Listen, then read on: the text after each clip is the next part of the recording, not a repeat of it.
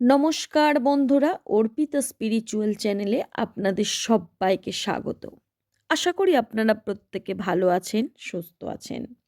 বন্ধুরা, এই সংসারে প্রচুর নরনারী আছে যাদের কোনো সন্তান নেই, এবং অনেকে আছে যাদের কোনো আত্মীয় স্বজন নেই।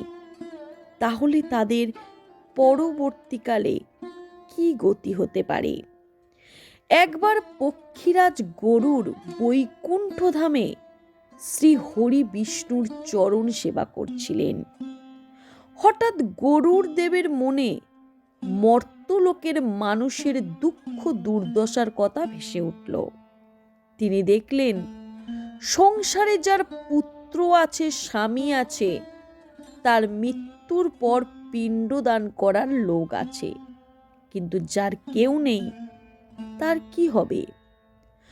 গরুর জোর হাতে ভগবান বিষ্ণুকে প্রশ্ন করলেন, হে প্রভু, শাস্ত্রে বলা আছে পুত নামক নরক থেকে যে ত্রাণ করে সেই পুত্র, কিন্তু সংসারে এমন অনেক নারী বা পুরুষ আছে যারা নিঃসন্তান, স্বামীহীন বা স্বজনহীন।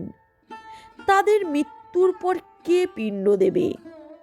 তাদের আত্মার সদ্গতি বা মুক্তি কিভাবে হবে? তারা কি তবে অনন্তকাল প্রেত জনিতে ঘুরে বেড়াবে?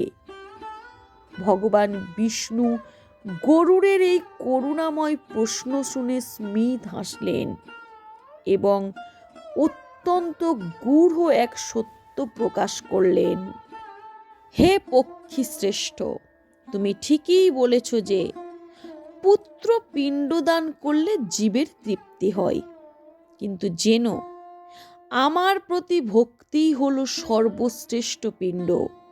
যার কেউ নেই, আমি স্বয়ং তার ভার গ্রহণ করি।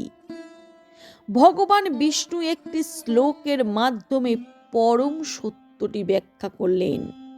তিনি বললেন, না দাইনে ন চ ইজ্জাভি ন চ পুত্রৌ ন বান্ধবৌ তস্যোদ্ধার ভবেৎ পক্ষিণ যস্য ভক্তি মই স্থিরা।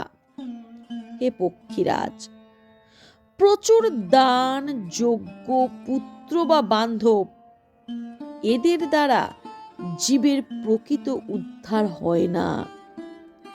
যার আমার প্রতি অচলা ভক্তি আছে, তার উদ্ধারের দায়িত্ব আমি স্বয়ং গ্রহণ করি।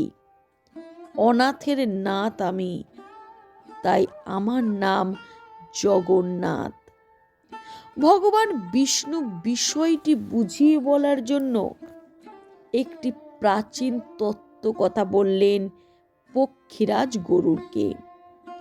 বললেন, একবার এক বৃদ্ধা ব্রাহ্মণী ছিলেন, যার স্বামী বা পুত্র কেউই ছিলেন না।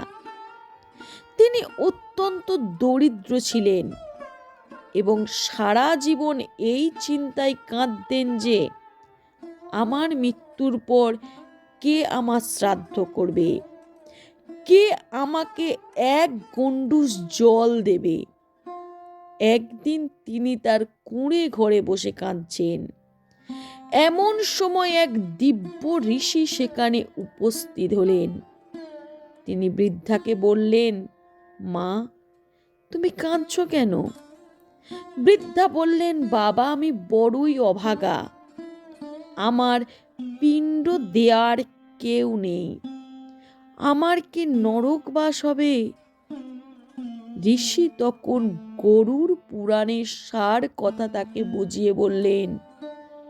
তিনি বললেন, মা, যার লৌকিক পুত্র নেই, তার জন্য শাস্ত্র তিনটি পথের কথা বলেছেন।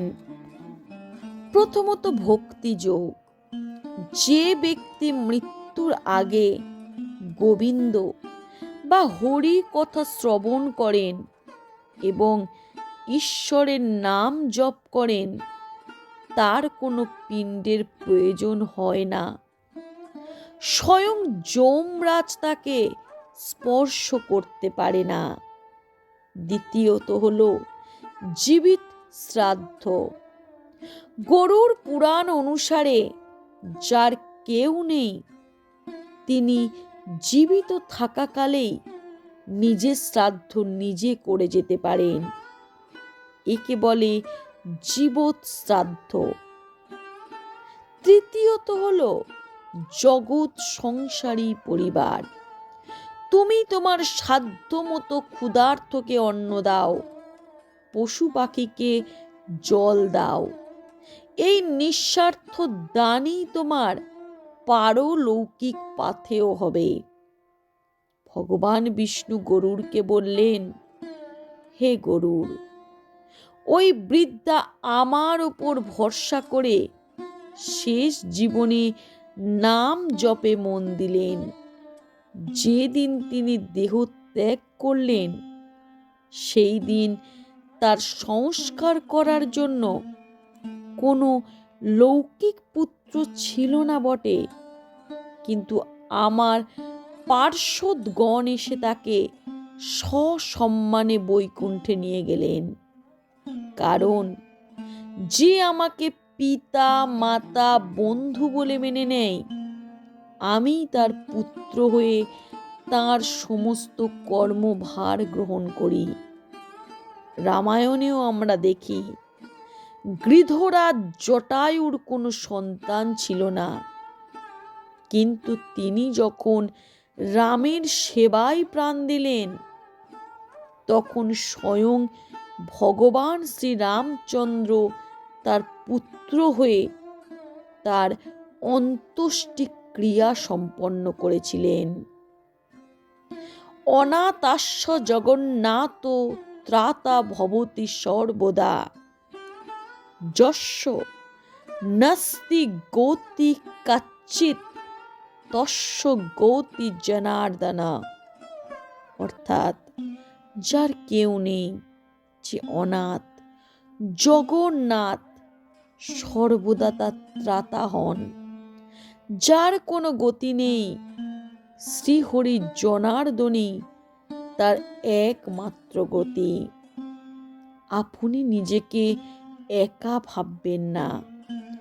গরুড় পুরাণ শাস্ত্র অনুযায়ী আপনার জন্য সুনির্দিষ্ট কিছু করণীয় আছে, যা করলে আপনি নিঃসংশয়ে সদ্গতি লাভ করবেন। প্রথমত, ইষ্ট নাম জপ। সংসারের লৌকিক স্বামী বা সন্তান হলো নশ্বর, তারা আজ আছে কাল নেই, কিন্তু ঈশ্বর হলো অবিনশ্বর।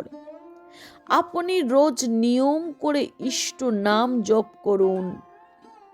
গীতায় ভগবান বলেছেন, যে আমাকে স্মরণ করে দেহত্যাগ করে, সে আমাকে স্বয়ং পায়।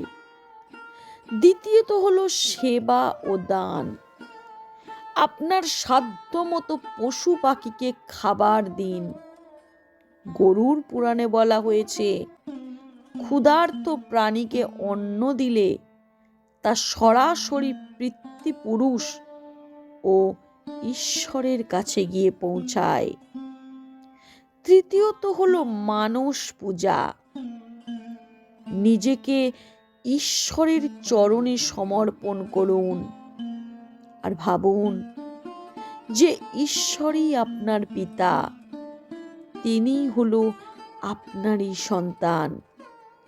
যার স্বামী বা সন্তান নেই, তার বন্ধন অনেক কম। তার জন্য ঈশ্বরের কাছে যাওয়া অনেক সহজ। আপনি অভাগা নন, আপনি ঈশ্বরের বিশেষ কৃপা প্রার্থী। যিনি দ্রৌপদীকে ভরা সভায় রক্ষা করেছেন, যিনি জটায়ুর সৎকার্য করেছেন, সেই ঈশ্বর আপনারও হাত ধরে আছেন। নির্ভয়ে তার নাম নিন, আপনার গতি নিশ্চিতভাবেই মঙ্গলের হবে। এইভাবে ভগবান বিষ্ণু গরুড়ের কাছে সব বিস্তারে নিঃসন্তান দম্পতিদের জীবন কি হবে সেই বিষয়ে আলোচনা করলেন। নমস্কার।